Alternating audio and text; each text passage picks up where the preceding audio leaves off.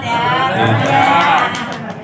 Mungkin ini Pak terkait jadi sesuai dengan bersinergi membangun optimisme pemulihan ekonomi. Optimisme ini adalah kalau kita bicara persepsi masyarakat ya, ini kita bicara persepsi masyarakat itu memang harus kita jaga optimisme masyarakat supaya mereka juga kemudian memiliki keyakinan ya, untuk melakukan kegiatan ekonomi.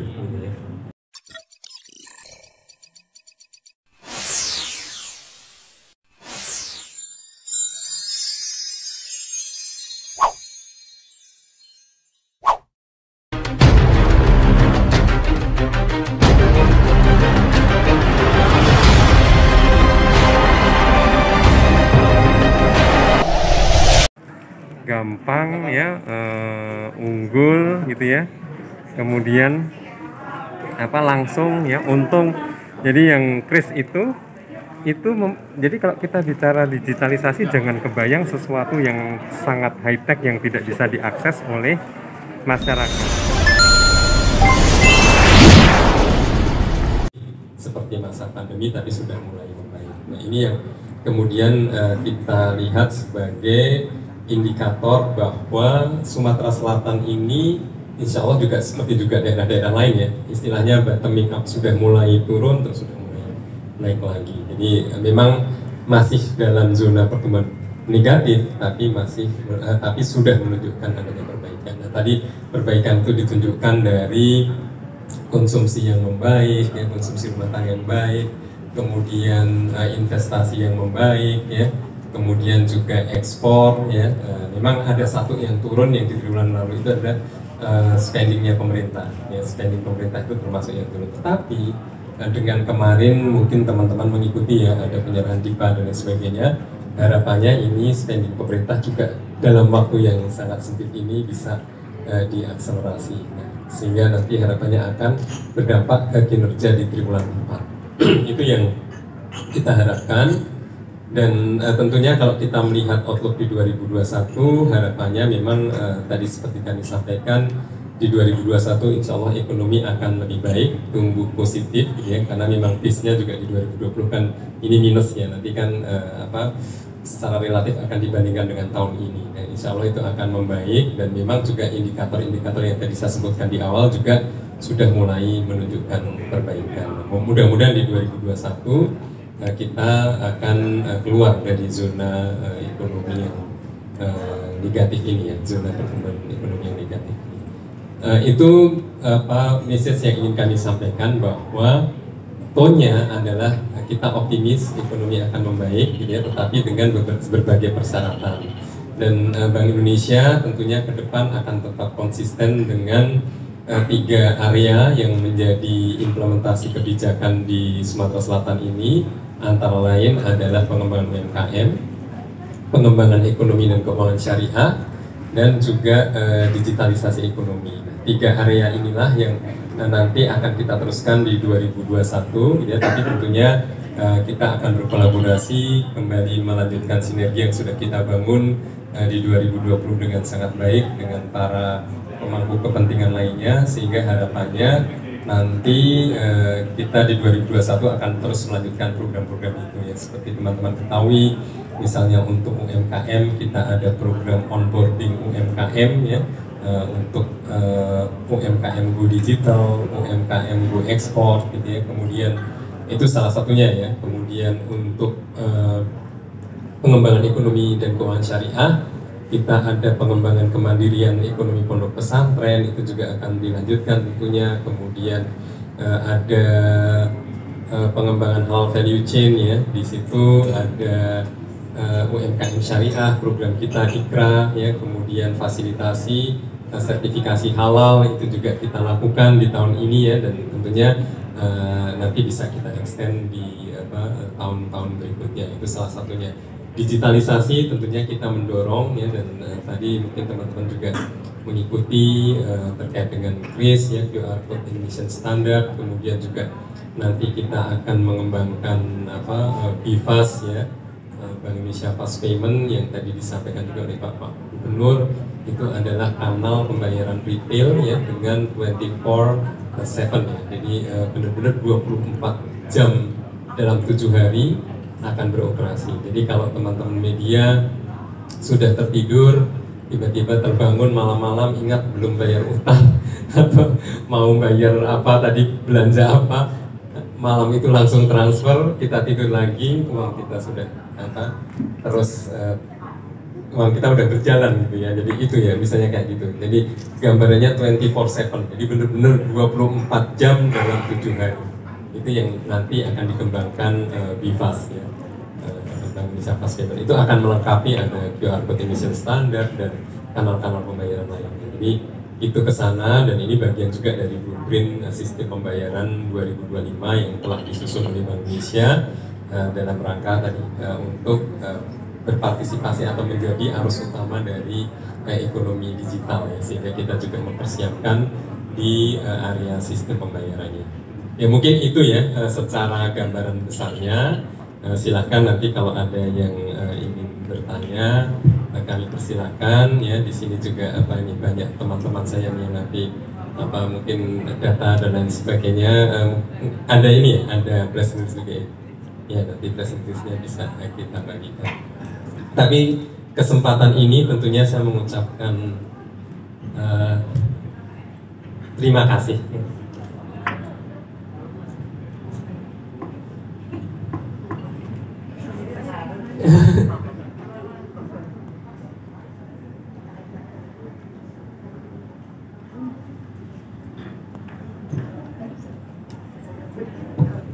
Saya mengucapkan terima kasih banyak dan apresiasi ya kepada teman-teman media yang menurut saya telah begitu setia yang mendampingi BI untuk terus menyampaikan pesan-pesan BI ke masyarakat ya, dan saya menyampaikan terima kasih dan juga mohon maaf tentunya ya, karena mungkin saya kadang-kadang suka susah diakses gitu ya.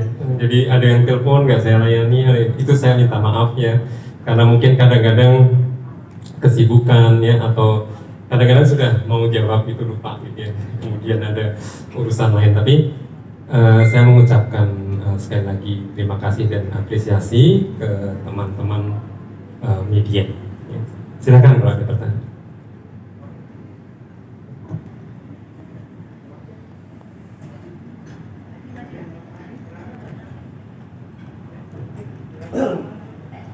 Terima kasih Pak atas kesempatan yang sudah diberikan. Saya Raden dari Kosumsel. Sekarang nggak lagi di mall Pak, saya di kosumsel.id. Oh di iya. Selamat ya. Mungkin ini Pak terkait jadi sesuai dengan bersinergi membangun optimisme pemulihan ekonomi. Mungkin strateginya yang lebih detail Pak apa saja strategi pemulihan ekonomi untuk di 2021. Terus untuk pemulihan ekonomi juga kan tidak terlepas dari sektor-sektor yang mampu mendorong ekonomi kita agar lebih baik lagi ke depan. Itu di sektor apa saja Pak yang perlu mendapat dorongan optimal? Oke, itu aja Pak. Terima kasih. Assalamualaikum warahmatullahi wabarakatuh. Waalaikumsalam warahmatullahi wabarakatuh. Terima kasih Mas Raden, sudah nggak di Hermon lagi. Ya, pertanyaannya bagus ya, bahwa sinergi dan optimisme itu apa bentuk konkretnya, kemudian sektor-sektor apa saja yang perlu kita kembangkan ya. Memang kita mengambil kata kunci sinergi gitu ya, dan optimisme. Saya kira di masa pandemi ini tidak ada yang bisa mengatasi semua permasalahan itu sendiri ya. Artinya tetap kita itu harus bersama-sama, dan inilah yang di Bank Indonesia itu kita kenal dengan bauran kebijakan. Bauran kebijakan itu yang pertama, kalau dari sisi internal Bank Indonesia, kebijakan moneter saja tidak cukup, harus didampingi dengan kebijakan lainnya. Apakah itu kebijakan dalam makroprudensial, apakah kebijakan di sistem pembayaran. Jadi bauran kebijakan itu dari sisi BI-nya sendiri pun menyadari bahwa tidak bisa hanya satu kebijakan. Harus ada beberapa area kebijakan yang kemudian disinergikan. Belum lagi kalau kita bicara sinergi dengan stakeholders lainnya ya. tentunya permasalahan negeri ini kan juga tidak akan bisa selesai oleh Bank Indonesia saja atau oleh lembaga A, lembaga B. Perlu ada sinergi di antara lembaga atau sinergi kebijakan gitu ya, dan itu dilakukan tentunya baik BI ataupun otoritas lainnya yang saling melengkapi kebijakannya ya. Misalnya mungkin kemarin pandemi di sisi fiskal seperti apa, kemudian di sisi moneter seperti apa. Itulah yang kemudian sinergi itu, kata kunci sinergi itu sebenarnya representasinya itu ada di situ, gitu ya.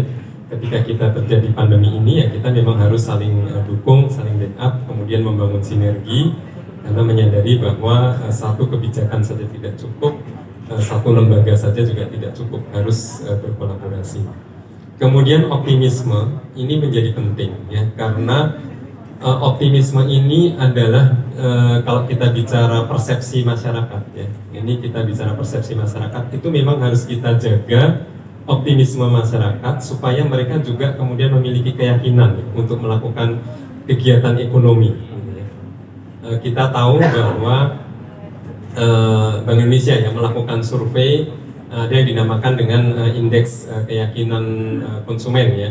Itu mengukur bagaimana keyakinan konsumen sekarang terhadap 6 bulan ke depan, dan juga bagaimana melakukan survei mengenai persepsi ya, lagi-lagi persepsi masyarakat dari ekonomi kita saat ini dibandingkan 6 bulan sebelumnya. Nah ini kita ingin melihat keyakinan konsumen itu seperti apa ke depan. Nah inilah yang kemudian kita kalau bicara keyakinan ke depan kita bicara optimisme. Optimisme ini perlu kita bangun, tapi tentunya optimisme itu bukan optimisme yang saya katakan kosong ya. Kita mengatakan bahwa oh ekonomi membaik ini tanpa disertai dengan data-data dan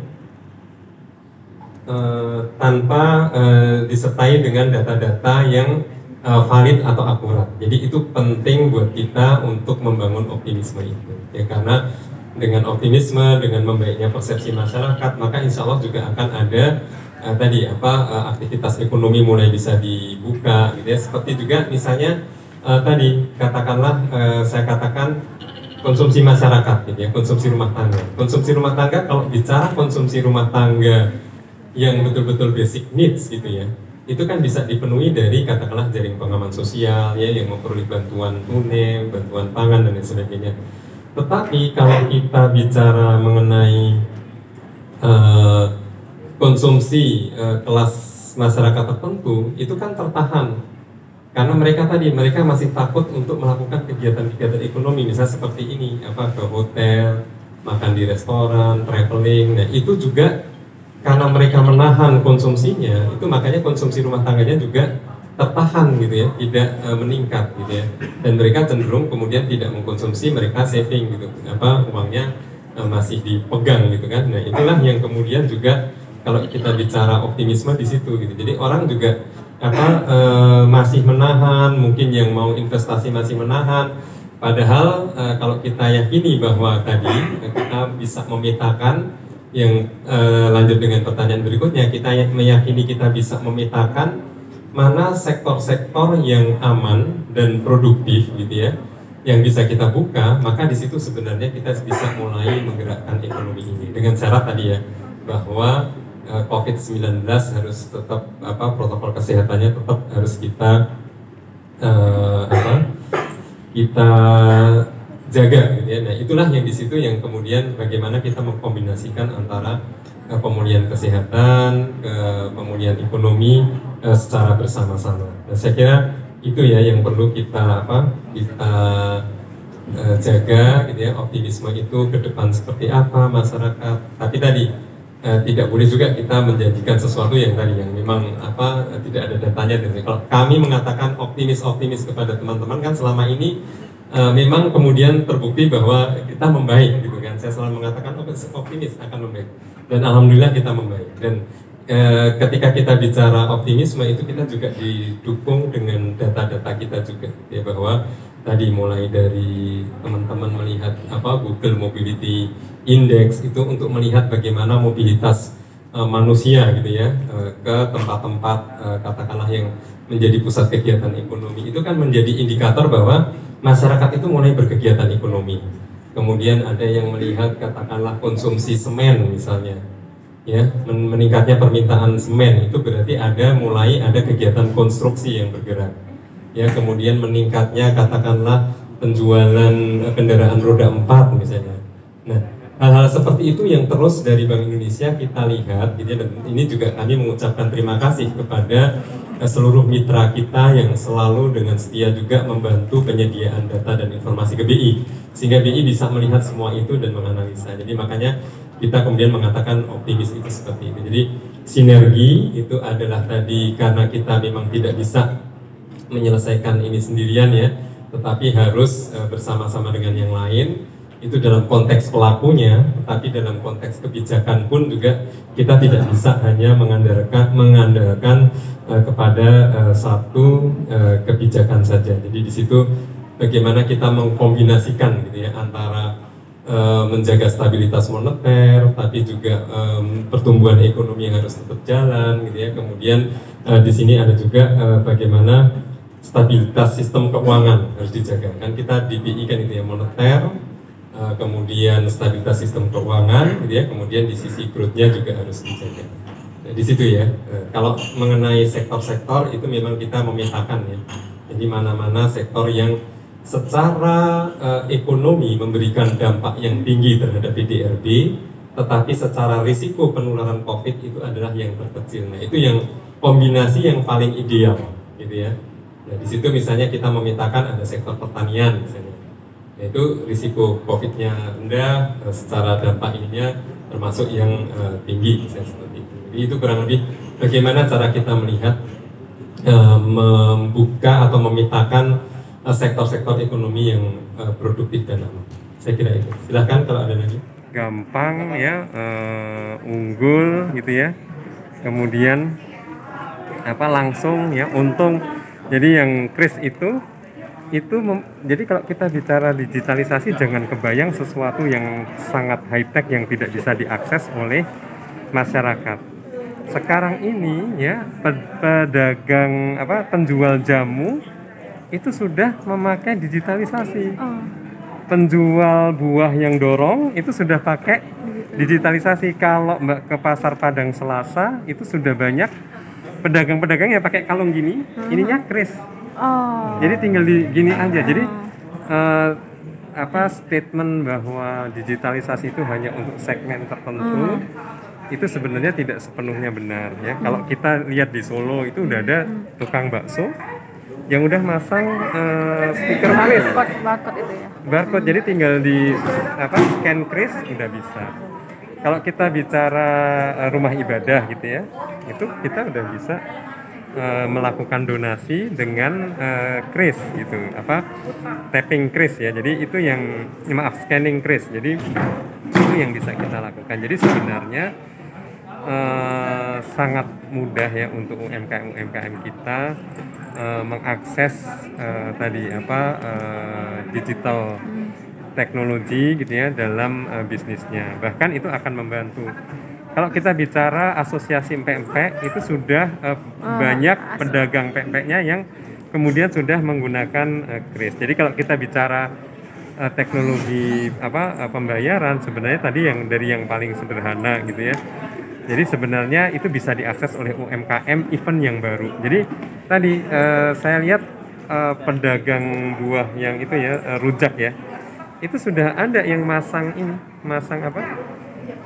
kris di gerobaknya gitu, dan mungkin nanti teman-teman bisa dari BI bisa sharing gambar. Jadi penjual jamu di pasar-pasar tradisional juga udah mulai mengaplikasikan pembayaran digital ya untuk transaksinya. Nah, memang kita bantu, kita dorong, termasuk dari penyelenggara jasa sistem pembayaran, dari perbankan itu secara aktif mencoba untuk menambah merchant yang bisa menggunakan kris ataupun mungkin alat pembayaran online lainnya gitu. Jadi target untuk tahun depan sebenarnya kalau target ya kita pengennya lebih banyak ya, karena sekarang ini kita sudah termasuk yang posisi ke-8 secara nasional. Provinsi Sumatera Selatan ini termasuk provinsi yang ke-8 dari sisi pengguna merchant krisnya.